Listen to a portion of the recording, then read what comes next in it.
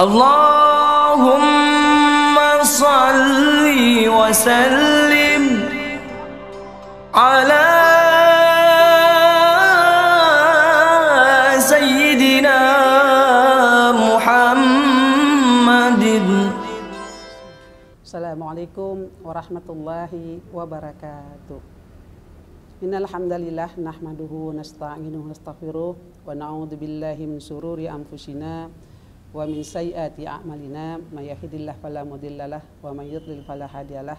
Asyhadu an la ilaha illallah wahdahu la syarikalah wa asyhadu anna Muhammadan abduhu rasuluh. Allahumma shrah li sadri wa yassir li amri wahlul 'uqdatam min lisani yafqahu qawli.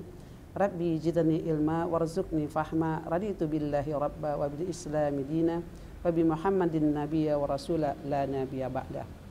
Puji dan syukur kita panjatkan kehadirat Allah Subhanahu wa taala yang telah melimpahkan rahmat dan hidayahnya, memberikan kita nikmat iman dan Islam, juga nikmat kesempatan dan kesehatan. Kita bisa bertemu pada kesempatan ini dengan kami dari Dinas Syariat Islam Kota Banda Aceh. Terakhir juga salawat dan salam kepada junjungan kita Nabi besar Muhammad sallallahu alaihi wasallam yang telah menghantarkan kita kaum muslimin dan muslimat ini dimuliakan dengan syariat Islam. Saudara-saudaraku yang dirahmati Allah, pada kesempatan ini kita akan membawakan tema tentang mengharap rahmat Allah dan tidak pernah berputus asa atas rahmat Allah itu. Yang dimaksud dengan ar-raja itu adalah berbaik sangka kepada Allah. Jadi dalam berbaik sangka kepada Allah ini adalah mengharapkan rahmat dan jalan keluar serta ampunan dan pertolongan dari Allah SWT. Allah dan telah memuji orang yang mengharapkan perkara-perkara tersebut, seperti halnya Allah memberikan pujian kepada orang-orang yang senantiasa berprasangka baik kepada Allah yang kita sebut ar-raja tadi. Sebagaimana dijelaskan ya, dalam dalil-dalil dari ar-raja ini dalam kitab dan sunnah itu, di dalam surah Al-Baqarah 219 Allah berfirman, a'udzubillahi minasyaitonirrajim, bismillahirrahmanirrahim, innal ladzina amanu wal ladzina hajaru wajahadu fi sabilillah ulaika yarjuna rahmatallah wallahu ghafurur rahim.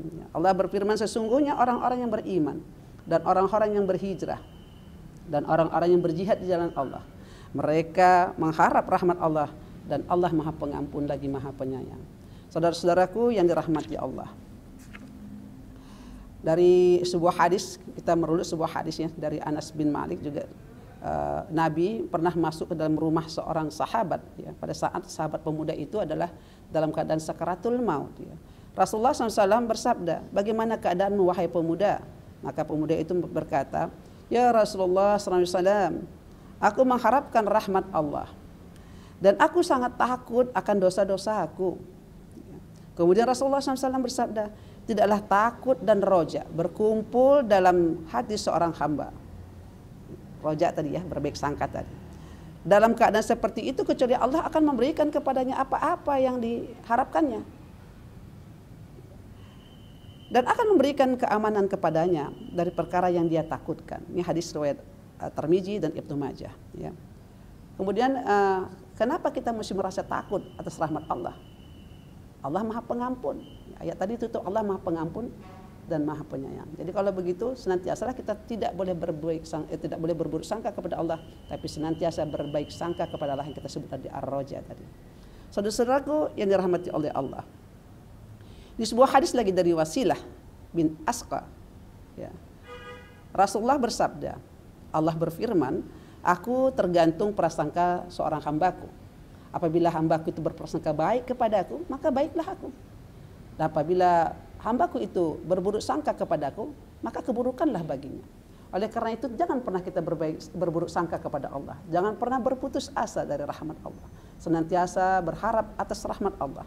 Insya Allah Allah akan kabulkan dan memenuhi hajat kita sehingga kita keluar dari setiap persoalan kehidupan kita. Allah berfirman di hadis yang lain, wahai anak Adam, sesungguhnya engkau selama berdoa dan berharap kepadaku, maka aku pasti akan memberikan ampunan kepadamu atas segala dosa-dosamu dan aku tidak akan peduli. Wahai anak Adam, andai kata dosa-dosamu sampai ke langit sekalipun, kemudian engkau memohon ampunan kepadaku, maka pasti aku akan memberikan ampunan kepadamu. Wahai anak Adam.